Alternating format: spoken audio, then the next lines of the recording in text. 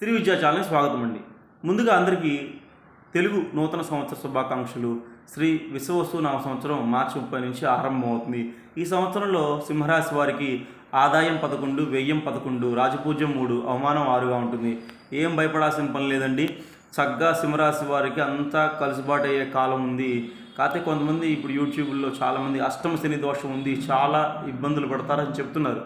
అష్టమ శని కొంచెం ఇబ్బంది పెడతాడు, నిజమేనండి. ఆరోగ్య ఇబ్బందులు, వర్క్స్ అన్నీ పెండింగ్ పడటం, ఈ వారం అనుకున్నవి నెక్స్ట్ వీక్ చేయటం, నెక్స్ట్ వీక్ ఇంకా డిలే అయిపోవటం, సయాటికా కానీ బ్యాక్ పెయిన్ కానీ, షుగర్ బీపీలు ఉన్న వాళ్ళకి కొంచెం ఈ మందులు పనిచేయకుండా కొంచెం షుగర్ బీపీ పెరగటం, సయాటికా ప్రాబ్లమ్స్ ఉన్నవాళ్ళు, హెల్త్ ఇష్యూస్ కొంచెం కనపడతాయి.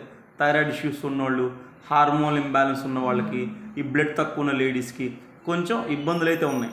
అయితే అష్టమ శని ప్రభావం ఉన్నప్పటికీ మీకు శుభవార్త ఏంటంటే 11వ ఇంటి గురువు ఉన్నాడండి. అంటే రేపు మీకు మేలో మిథున రాశిలోకి, అంటే 11వ ఇంట్లో గురువు రాబోతున్నారు లాభస్థానంలోకి. ఈ లాభస్థానంలోకి వచ్చిన గురువు మీకు అన్ని శుభాలను ఇస్తాడు. చక్కగా మీరు ఈ గురువును ఉపయోగించుకుంటే అష్టమ దోష ఉన్నటువంటి శని ప్రభావం నుంచి మనం తప్పించుకోవచ్చు.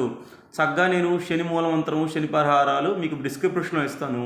అండ్ మీరు అన్నీ ఫాలో అవటం వల్ల మీరు చక్కగా బయటపడతారు. సప్తమ రాహు, ఈ సప్తమ రాహు వల్ల మీకు అలజడి, ఆందోళన పెరుగుతుంది, కోపం వస్తుంటుంది, చిన్న చిన్న విషయాన్ని కూడా హైపర్ అవుతారు. కుటుంబంలో చిన్న చిన్న భార్యాభర్తల మధ్య ఆనందం, చిన్న చిన్న గొడవలు వస్తాయండి. భయపడాల్సిన పని లేదు. రాహు సంబంధించిన మంత్రం, పరిహారం కూడా చెప్తాను. కేతు మీకు 1వ ఇంట్లో ఉంటాడు.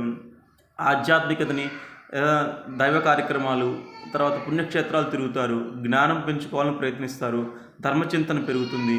అన్నీ మీకు శుభాలే అండి. అయితే అష్టమ శని దోషం ఒక్కరో మిమ్మల్ని భయపెడుతుంది. సప్తమ రాహు కొంచెం అలజడిని ఇస్తాడు. ఇవి తప్ప మీకు అంతా చాలా శుభంగా ఉంది. ఇంకా సుఫలితాల కోసం నేను ఇచ్చే మూలమంత్రాన్ని, పరిహారాలని ఫాలో అవ్వండి. మీరు చక్కగా శుభాలను పొందుతారు. సబ్స్క్రైబ్ చేయండి, తర్వాత షేర్ చేయండి. అందరూ చాలా అపోహలకి భయపడుతున్నారు ఈ అష్టమ శని ప్రభావాన్ని. భయపడాల్సిన పని లేదమ్మా. పరిహారాలు పాటిస్తే ఏది మనకి ఇబ్బంది పెట్టదు.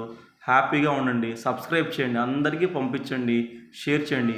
మన సనాతన ధర్మాన్ని కాపాడండి. Thanks for watching.